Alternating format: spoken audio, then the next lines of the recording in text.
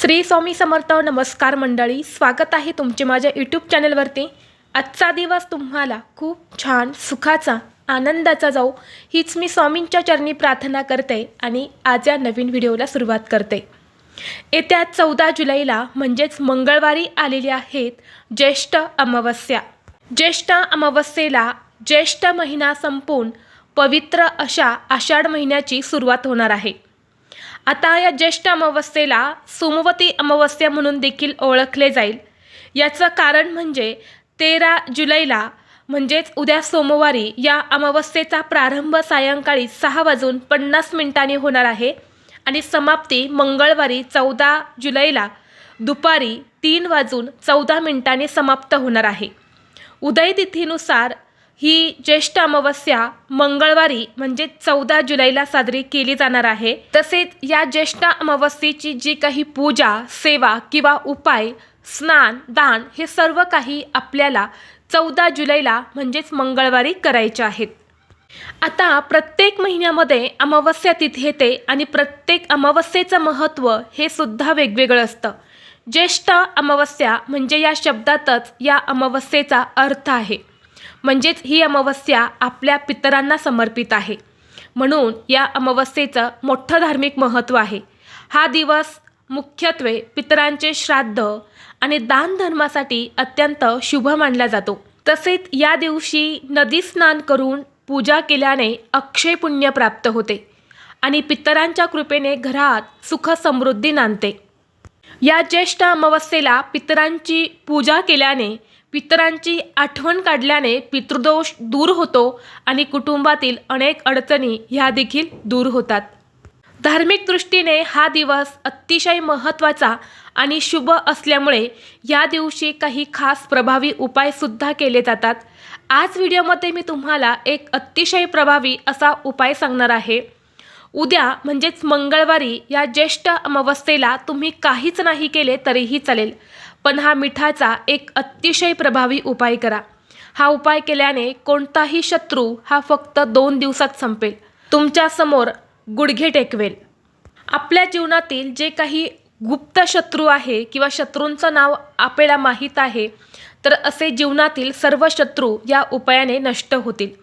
तर हा मिठाचा उपाय कसा करायचा, कोणत्या वेळेत करायचा आहे याबद्दलची संपूर्ण माहिती या व्हिडिओमध्ये मी तुमच्यासोबत शेअर करणार आहे. त्यामुळे तुम्ही हा व्हिडिओ स्किप न करता शेवटपर्यंत नक्की पहा. चॅनलवरती नवीन असाल तर सबस्क्राईब करा आणि असेच माहितीपूर्व नवनवीन व्हिडिओ पाहण्यासाठी बेल आयकॉनलाही प्रेस करा. म्हणजे जेव्हा कधी मी नवीन व्हिडिओ अपलोड करेल त्याचं नोटिफिकेशन सर्वात अगोदर तुम्हाला भेटेल आणि तुम्ही एक पण व्हिडिओ मिस करणार नाही.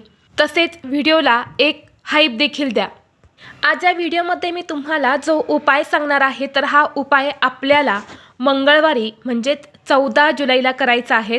अगदी सकाळपासून ते संध्याकाळपर्यंत, अगदी रात्री 12 वाजेपर्यंत जेव्हा केव्हा तुम्हाला शक्य होईल तेव्हा हा उपाय करायचा आहे. आणि जर तुम्हाला शक्य झाले तर हा उपाय तुम्ही रात्रीच्या वेळी करा. रात्री म्हणजे सायंकाळी 6 वाजल्यानंतरनं 12 वाजेपर्यंत हा उपाय तुम्ही करण्याचा प्रयत्न करा. जर सायंकाळी नाही शक्य झालं तर मग तुम्ही दिवसभरामध्ये कधीही करू शकता. बघा, अमावस्येचा हा जो दिवस असतो ना, हा दिवस नकारात्मक ऊर्जा किंवा शत्रुत्रास किंवा इडापिडा, पितृदोष, अडचणी दूर करण्यासाठी खूप महत्त्वाचा दिवस असतो. या दिवशी आपण काही प्रभावी उपाय केले तर त्या उपायाचा आपल्याला निश्चितच फळ प्राप्त होते आणि म्हणून आपल्याला हा मिठाचा एक अत्यंत प्रभावी उपाय करायचा आहे. मीठ हे आपण स्वयंपाकघरामध्ये जेवण बनवण्यासाठी सुद्धा वापरत असतो आणि हेच मीठ जे आहे तर ते तांत्रिक क्रियांमध्ये सुद्धा वापरले जाते. मीठ ही अशी वस्तू आहे, असा पदार्थ आहे ज्यामध्ये नकारात्मक ऊर्जा आकर्षित करून घेण्याची सर्वात जास्त पावर असते आणि म्हणून आपण हा मिठाचा उपाय जो आहे तर तो करणार आहे. आता हा उपाय का करायचा आहे, तर बघा, प्रत्येकाच्या आयुष्यामध्ये एक तरी शत्रू हा असतो. शत्रू हा बाहेरचा असतो किंवा काही नातेवाईकच आपले शत्रू असतात. आता बऱ्याच ठिकाणी असं होत आहे ना, आपले नातेवाईक जे असतात ना तेच आपले शत्रू बनतात. कारण जेव्हा आपली प्रगती होते, आपल्या आयुष्यात जेव्हा चांगल्या गोष्टी घडतात ना, तेव्हा काही लोकांना देखवत नाही आणि म्हणून ते आपलं वाईट कसं होईल यासाठी प्रयत्न करत असतात. बऱ्याच वेळा काय होतं की आपल्यासमोर येऊन खूप चांगलं गोड बोलतात, आपल्या घरात सुद्धा येतात आणि त्यांची वाईट नजर जी आहे तर ती आपल्या घरावर असते किंवा आपलं इतकं चांगलं झालं आहे त्यांना बघवत नाही आणि कुठेतरी त्यांची वाईट नजर जी आहे तर ती आपल्याला लागत असते.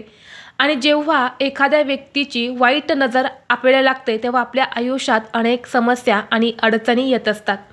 जसे की आपली प्रगती होत नाही, आपल्या आयुष्यात ज्या काही चांगल्या गोष्टी सुरू असतात तर त्या कुठेतरी बंद व्हायला सुरुवात होते.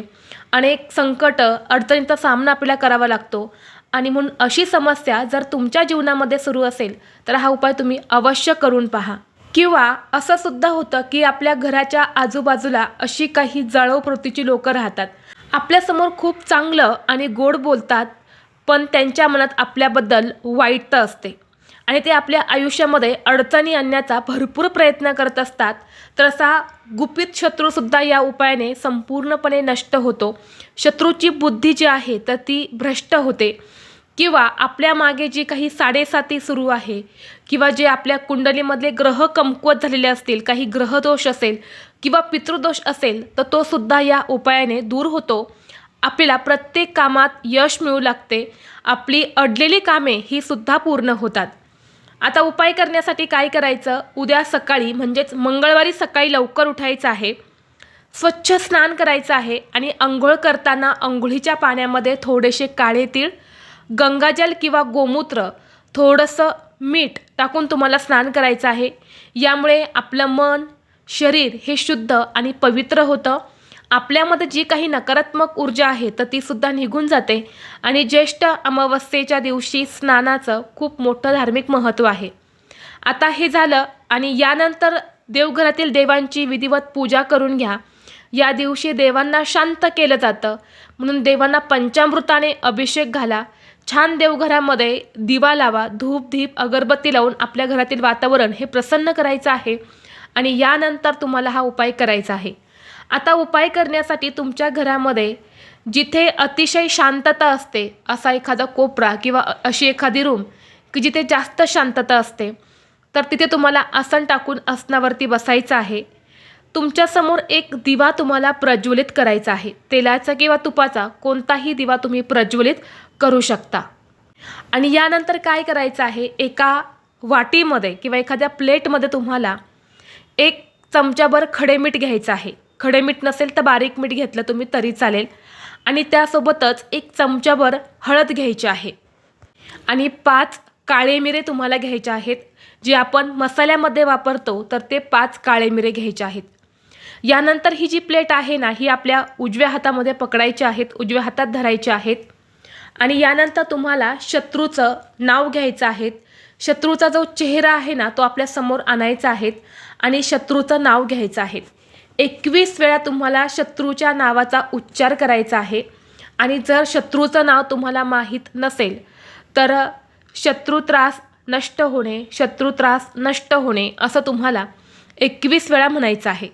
आणि यानंतर काय करायचं आहे, 1 वेळा हनुमान चालिसाचा पाठ करायचा आहे आणि 1 वेळा सुंदरकांडचा पाठ करायचा आहे. आणि यासोबतच ओम बगलामुखी दैव्य नमः, ओम बगलामुखी दैव्य नमः हा मंत्र तुम्हाला म्हणायचा आहे. आणि यानंतर ह्या वस्तू आपल्या स्वतःवरूनच ज्या प्रकारे घड्याळाचा काटा फिरतो त्या प्रकारे 7 वेळा ववाळून घ्यायच्या आहेत आणि घराच्या बाहेर जाऊन त्या तुम्हाला दक्षिण दिशेला फेकून द्यायच्या आहेत. फेकताना कुणाच्याही घरावर, कुणाच्या अंगणात अशा फेकू नका.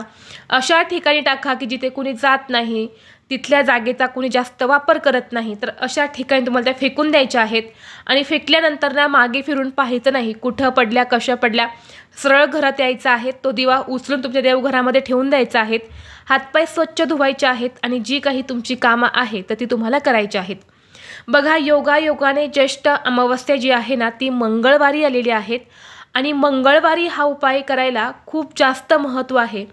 जर आपण मंगळवारी म्हणजेच मंगळवार हा हनुमानांचा वार आहे आणि जर आपण या दिवशी ही सेवा करून हा उपाय जर केला ना तर हनुमानांच्या कृपेने आपल्या जीवनातील कितीही मोठा शत्रू असेल, मग तो गुप्त शत्रू आहे किंवा शत्रूचं नाव माहीत आहे, तर त्याचा होणारा त्रास जो आहे तर तो पूर्णपणे कमी होतो आणि शत्रू हे नष्ट होतात. म्हणून हा एक उपाय तुम्ही अवश्य करा. आता जर तुमच्या घरामध्ये सुतक असेल तर हा उपाय तुम्हाला करता येणार नाही. मासिक धर्म असेल स्त्रियांना तर त्यांनीसुद्धा हा उपाय करू नका. तर अशा पद्धतीने हा एक अत्यंत प्रभावी आणि सात्विक उपाय आहे. हा उपाय केल्याने नक्कीच तुम्हाला त्याचा फायदा होणार आहे, तोटा मात्र कुठलाही होणार नाही. तसेच उद्याच्या दिवशी तुम्हाला तुमच्या घरातली जेव्हा तुम्ही फरशी पुसणार आहे तेव्हा त्या फरशी पुसण्याच्या पाण्यामध्ये मीठ आवर्जून टाकायचं आहे. कारण आपल्या घरामध्ये काही निगेटिव्हिटी किंवा काही नकारात्मकता असेल तर आपल्या घरात सतत वाद विवाद क्लेश हे होत असतात आणि म्हणून आपल्या घरातील निगेटिव्हिटी किंवा नकारात्मकता ही कमी करण्यासाठी थोडंसं मीठ हे फरशी पुसण्याच्या पाण्यामध्ये आवर्जून टाकायचं आहे. त्याचबरोबर थोडंसं मिठाचं पाणी करून आपल्या मुख्य प्रवेशद्वाराचा जो उंबरठा आहे तर त्या उंबरठ्यावरती शिंपडून एक स्वच्छ कपडा घेऊन त्याने पुसून काढायचा आहे. तर अशा पद्धतीने हा छोटासा उपाय तुम्हाला उद्या म्हणजेच मंगळवारी अमावस्येला करायचा आहे. तर ही अत्यंत महत्त्वाची माहिती मला तुमच्यापर्यंत शेअर करायची होती. व्हिडिओ तुम्हाला आवडला तर लाईक करा, चॅनलवरती नवीन असाल तर सबस्क्राईब करा आणि हा व्हिडिओ आपल्या मित्रपरिवारासोबत जास्तीत जास्त शेअर करा. चला तर मग भेटू असंच पुढल्या एका नवीन व्हिडिओमध्ये. तोपर्यंत सर्वांना श्री स्वामी समर्थ.